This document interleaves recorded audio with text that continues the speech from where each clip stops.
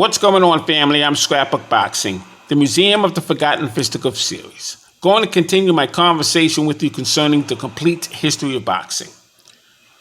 We will continue discussing the two-fisted black fighter searching for opportunities. He was placed in a box, unable to compete with the establishment. So there was a line crossed where black fighters had to stay. And they were given titles that would segregate them from the mainstream of their countries. It was called the Color Bar, the Colored Championship Division. And we left off with the Colored Light Heavyweight Championship Division that was created May 30th, 1921. Lee Anderson would defeat Kid Norfolk in a scheduled 10-round affair. Kid Norfolk would be unable to continue in the 9th round. Lee Anderson was born July 17th, 1889, and he died June 1970, fought from 1914 to 1929. He stood 5 foot 10 inches. He lived in Harlem, New York. He was a light heavyweight champion in the colored division. Had a total bout career of 88 bouts, 38 wins. He stopped 15 times and lost 36 contests and had 14 draws, but stopped right there immediately. Lee Anderson worked for the mob. He was your early days Sonny Liston. Lee Anderson could crack your jaw with one punch. But as Lee Anderson would lose fights, the mob would make money. That's how the game was paid. So when you see records, don't get excited until you do your thorough research as to why a man won and why a man lost. If you owed mob any money and you heard your door knock at 3 a.m, chances were it was Lee Anderson. He was a leg breaker for the mob. Early version, once again, of Charles Sonny Liston. July 4th, 1921. He would face Roughhouse Ware, 10 rounds. Kid Norfolk, his name was William Ward. He was born July 10th, 1893, in Belmont, Virginia. He would die April 15th, 1968, just 74 years of age at the time of his rest, and he would reside in Harlem, New York. He stood 5 foot 10 inches, had a 74-inch reach. He was a colored light heavyweight champion, had a total bout career of 144 bouts, 111 wins, 47 knockouts, 26 losses, and 7 draws. He spent time with his family in Panama. Fought from November 29th, 1910, Baltimore, Maryland. Kid Norfolk,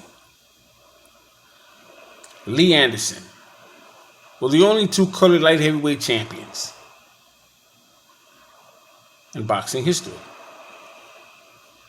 Kid Norfolk would be in the ring with Harry Greb, the Pittsburgh Windmill, 2 separate occasions. It would be reported that Kid Norfolk would be the fighter that would thumb Harry Greb in the eye. I'm sure it was accidental.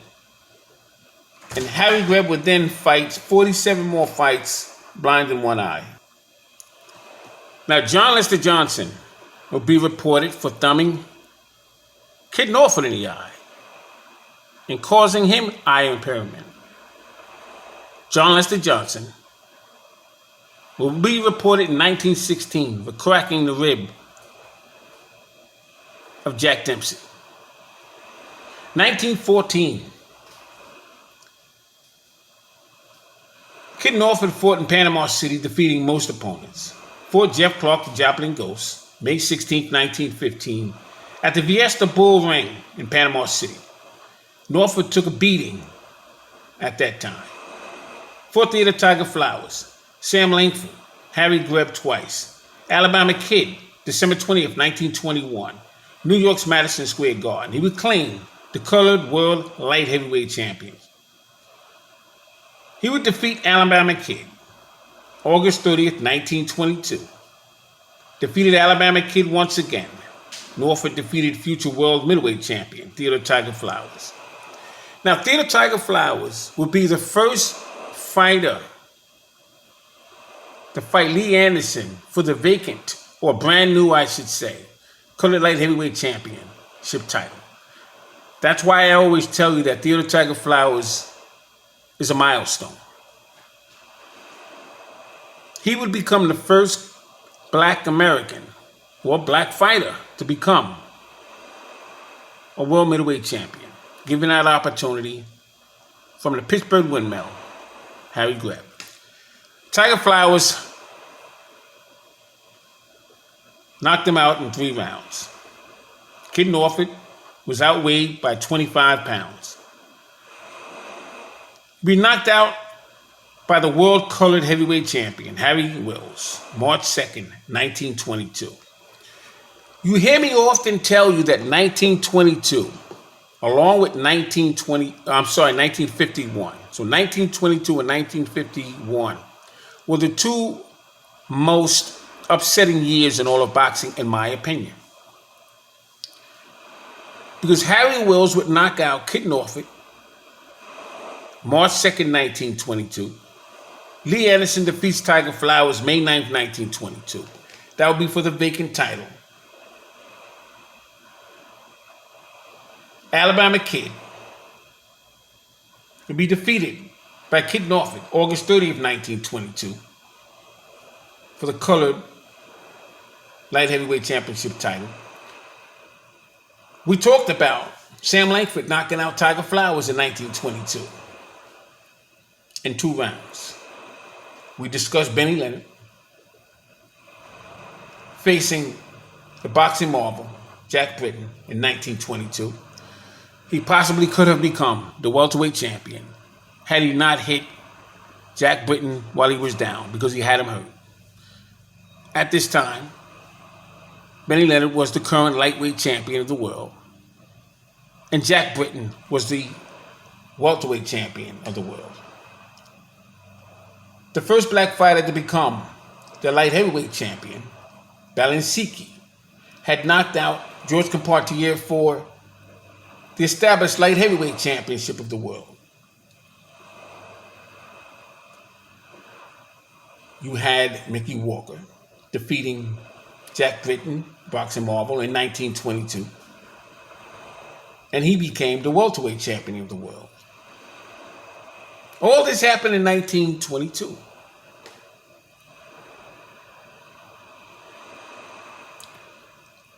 So 1922, you also had Harry Greb, the Pittsburgh Windmill. He would take the America's light heavyweight championship title from Gene Tunney, the only man to defeat him, in 1922. Oh.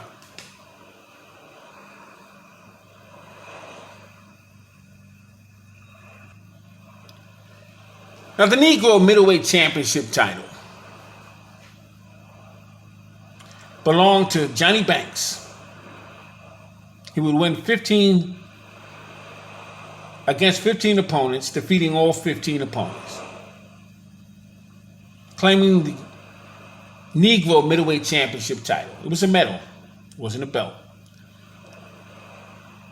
Johnny Banks would lose the title claim when he was disqualified in defense of his claim in 1877 in New York against James Duversney. The claim took place in the 9th round. And now James Duversney was recognized as the Negro middleweight champion. But he would lose that claim for not defending the crown. The World Colored Middleweight Championship title has now been created. So the Negro Middleweight Championship title lasted as long as Johnny Banks lasted.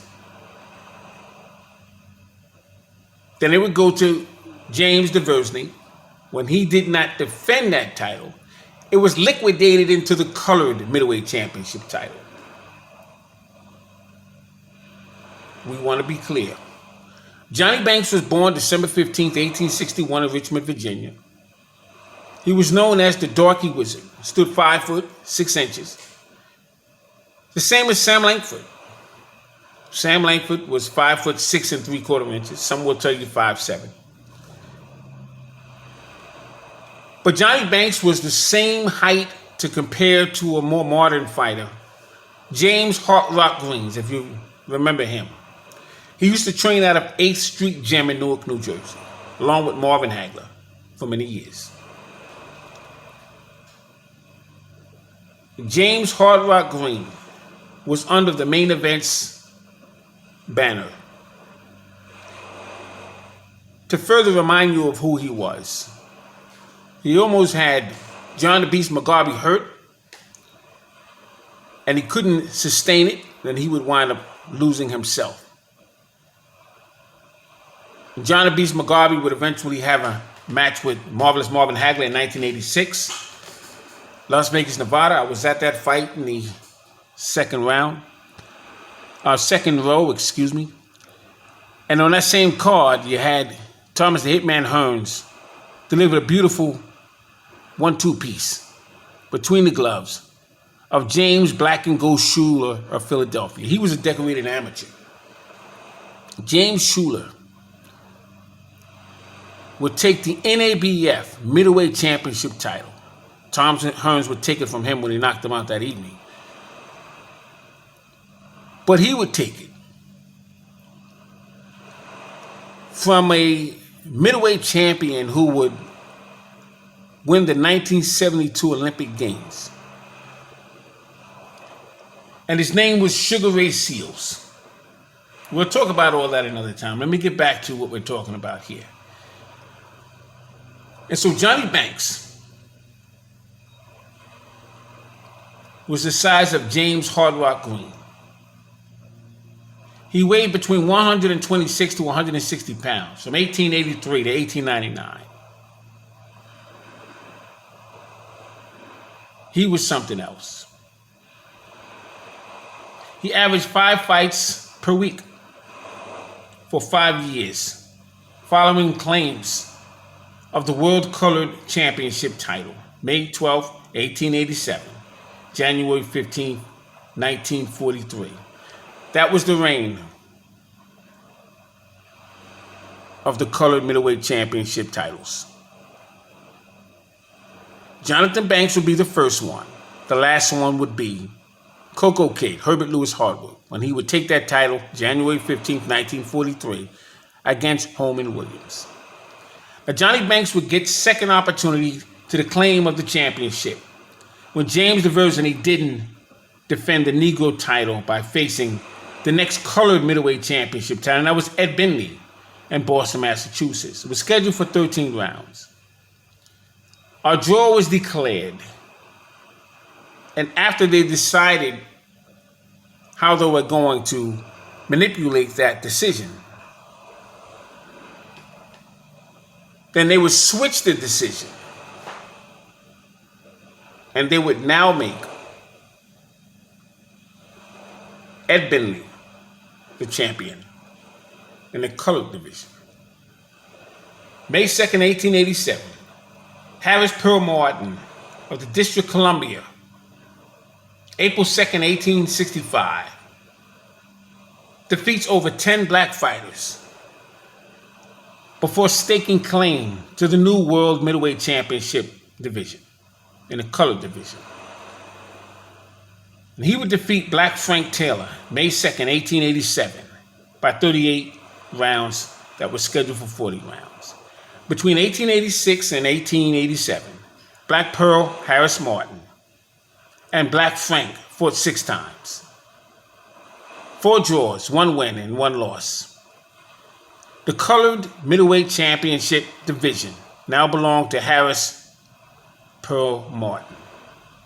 He unified the division. Now the title with Negro World Champion Edward Bentley, November 30th, 1891. Edward Bentley defeats Harris Martin, November 30th, 1891, in San Francisco, California. February 29th, 1892, Black Pearl Martin loses to Charlie Turner, the Stockton Cyclone, Charlie Turner claimed the title and never defended it. Ed Bentley is claimed as lineal champion. November 13th, 1892, Joe Butler of Philadelphia defeats Frank Craig, the Harlem Coffee Cooler. Now, we talked about this match when Coffee Cooler defeated Joe Butler. This was in Philadelphia, Pennsylvania, Joe Butler's hometown. Frank Craig picks up the title after vacancy when Butler didn't defend it.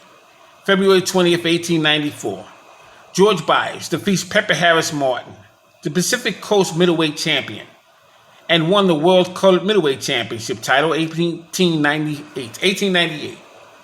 The EBU Middleweight Championship, the European Boxing Union. Sam Langford defeated young Peter Jackson, who became the Pacific Coast Welterweight Champion November 12, 1907. They fought for the vacant Colored Middleweight Championship title. Langford's vacant Colored Middleweight Championship title.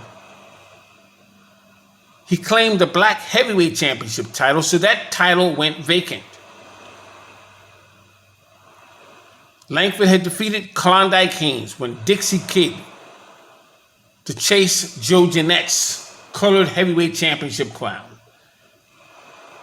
Eddie Palmer claims the World Colored Middleweight Championship crown after defeating Tommy Coleman for Langford's vacant crown, September 26, 1912, in New York. Jamaica Kid picks up the crown, May 19, 1916, in New Orleans.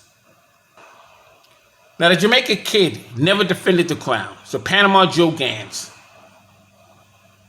defeated Joe Madison, October 8, 1920, in New York's Madison Square Garden. Panama Joe Gans, whose name was Cyclone Quentin, born November 14, 1896, in Barbados, and stood 5'7", he would die.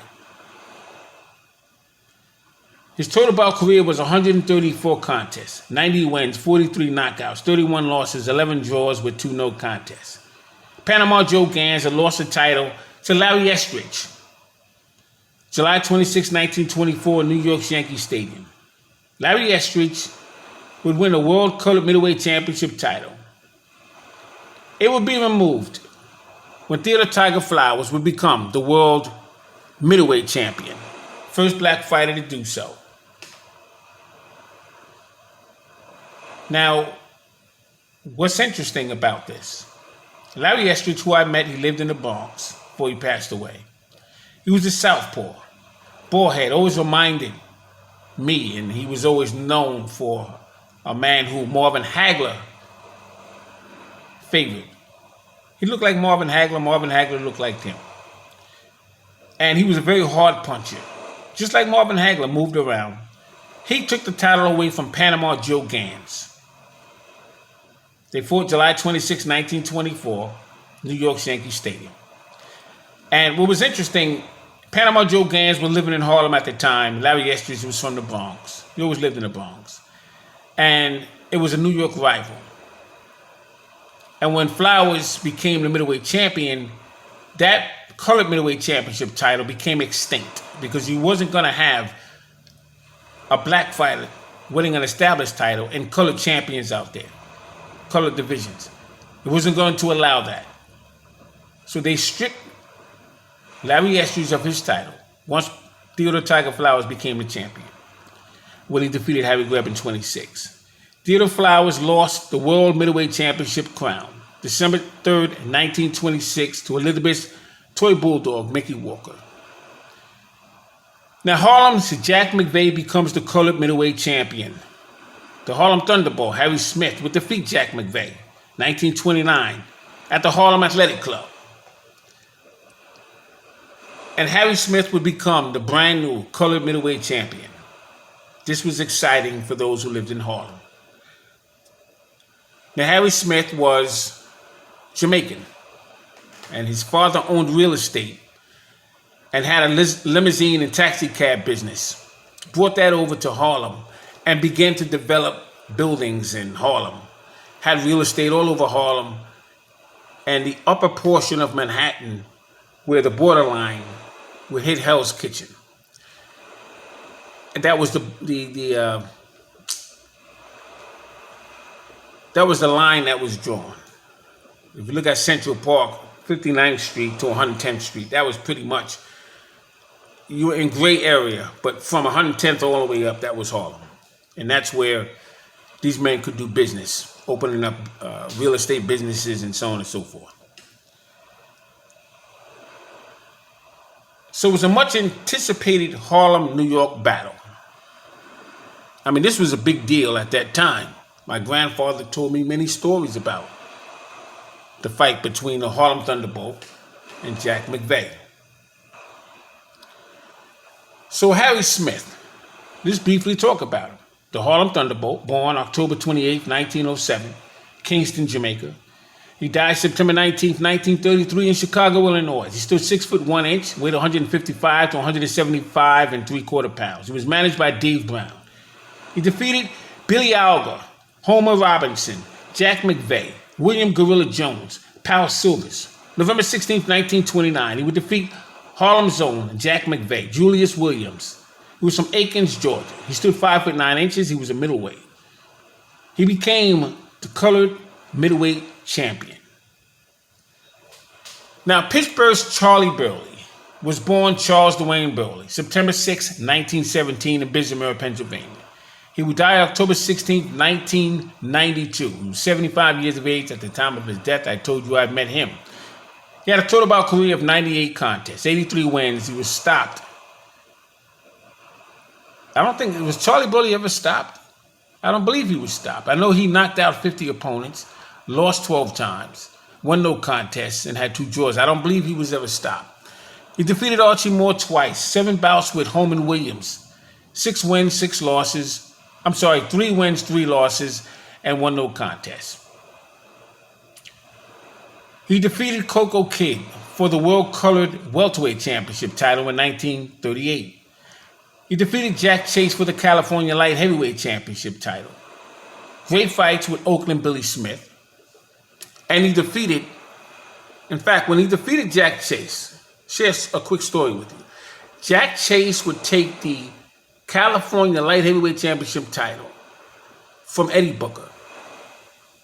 Jack Chase would also take the California Middleweight Championship title from the same man, Eddie Booker.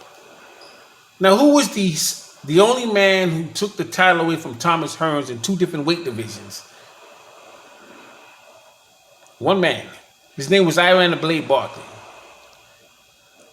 Thomas Hearns had the WBC Middleweight Championship title. This happened in 1988. I'm at this fight. It's in Vegas. And Iran the Blade Barkley looks at the canvas and throws an overhand right. And he knocks out Thomas Hearns. That was for the WBC Middleweight Championship title. Thomas Hearns would move up to the light heavyweight division. So let me get the hell out of here. And he would take on an undefeated light heavyweight champion who was a 1984 gold medal Olympian. And his name,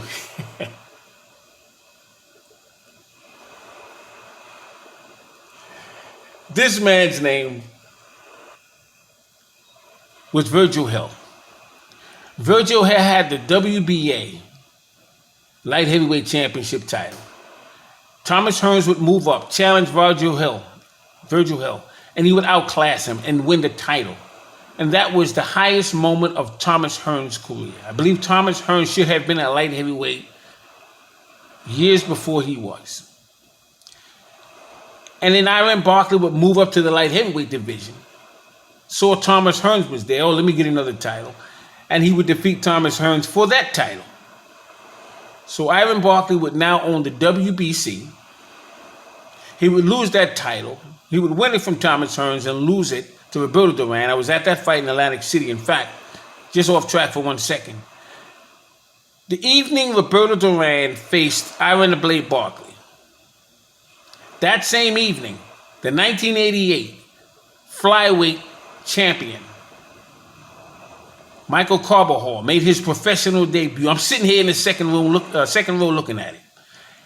And he waited until Roberto Duran became the champion. Didn't know he was going to become champion, but he waited until after, whether he won or lost, he wanted to greet him. And Roberto Duran came out of the ring as he walks past the camera, so you're no longer seeing it on television. And I'm watching him walk down the aisleway, and Michael Carbajal is standing in the middle of the aisleway, and he greets Roberto Duran. And Roberto Duran picks him up and says, "You are my little hands of stone." And from that point, that's how Michael Carbajal got the name Little Hands of Stone. When Roberto Duran took the WBC middleweight championship crown away from Iran the Blade Barkley, and that was a hell of a fight. That was some fight. But that would be the only other fighter, Iran Barkley, who I can equate that to with Jack Chase, Little Joe Louis. So Charlie Burley would take the title away from Jack Chase, the California Light Heavyweight Championship title. Jack Chase took the title away from another fighter who threw a lot of fights. His name was Watson Jones. But I'm getting off topic. We'll talk more about that as I continue with conversations on boxing. So Oakland Billy Smith would face against Charlie Burley 2 separate times. A lot of people don't know Charlie Burley used to train. He trained in Stillman's gym a few times, but he trained at the Athletic Club in Manhattan. 90% of the people don't even know this. And Ray Robinson, at that time, he won the Metropolitan AAU National, well, it wasn't a national, but it was the AAU Championship. First time that has ever happened. The last time that happened was with Harry Smith, the Harlem Thunderbolt. He was a middleweight. This was in 1928. But when Robinson won in 1938, 10 years later, bantamweight Metropolitan AAU title,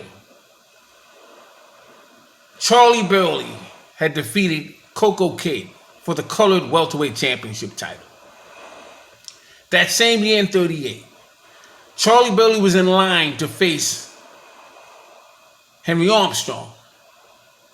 But Charlie Burley would be given a raw decision against Fritzy Zivik in the area of Fritzy Zivik because they were both from Pittsburgh. So when that happened, out the window went Charlie Burley's opportunity to face Henry Armstrong. But then he would defeat Fritzy Zivik. I'm speaking of Charlie Burley. Once again, and then again in 1939. So it goes to show you that Charlie Burley was really robbed in a fight with Fritzy Zivik. But he trained at the Athletic Club in Harlem for a short time. And I said that to say he watched Ray Robinson, who at the time was Walker Smith, who actually just became Ray Robinson when he got the license to fight in the AAU under the name of Ray Robinson. And so Charlie Burley has seen Ray Robinson before because most people in the inner cities knew who Ray Robinson was when he was Walker Smith. Because he was knocking out middleweights as he was a bantamweight turning into featherweight. He was knocking them out cold. And so they had to bring him over to Grubb's gym on 116th Street because he used to train over in Salem Crescent Club on 124th Street, right across from Adam Clayton Powell. Anyway, Charlie Burley became the world colored middleweight champion and one of 3 defeats over Holman Williams. August 14th, 1942. 9th round knockout in New Orleans. Now, New Orleans was the home of many great fighters. Fighters such as Harry Wills, the Brown Panther.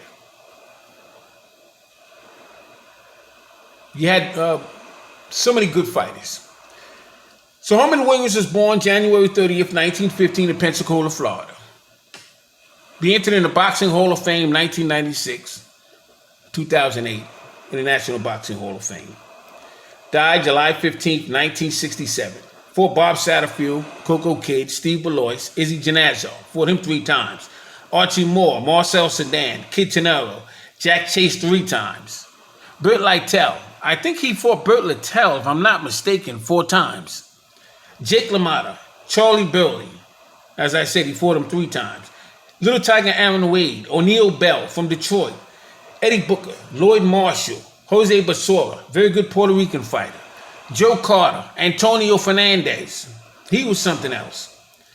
Young Gene Buffalo, Ernest the Cat Robinson, Archie Moore, I'm not sure if I said Jake LaMotta, Paul Jr. when he was a featherweight, Baby Tiger Flowers, Paulie Walker, very, very good fighters I'm naming here. But he lost the Colored World Middleweight Championship crown to Coco Kid January 15, 1943 in New Orleans, Louisiana, 12 rounds. Herbert Lewis Hartwell, Coco Kid, fought from featherweight to middleweight. He was born May 2nd, 1914 in Mayo, West Puerto Rico. He died December 27, 1966 in Chicago, Illinois. Had 244 total bouts, 176 wins, 48 knockouts, and lost 52 fights. Had 10 draws. Faced Eddie Booker, Holman Williams, Jack Chase, Burt Littell, Lloyd Marshall, Charlie Burley, Coco Kid. He was in the ring with Archie Moore several times. January 15th, 1943, New Orleans. Holman Williams. What a victory. And Coco Kid would become the last colored champion in any weight division. Happened to be the middleweight. January 15th, 1943, when he defeated Holman Williams. That's the end of this video. I'm Scrapbook Boxing, Museum of the Forgotten Fisticuff series. All great fights, all great fighters will never be forgotten on my channel. Thanks for listening, and I'll see you in the next video. Be well. Peace.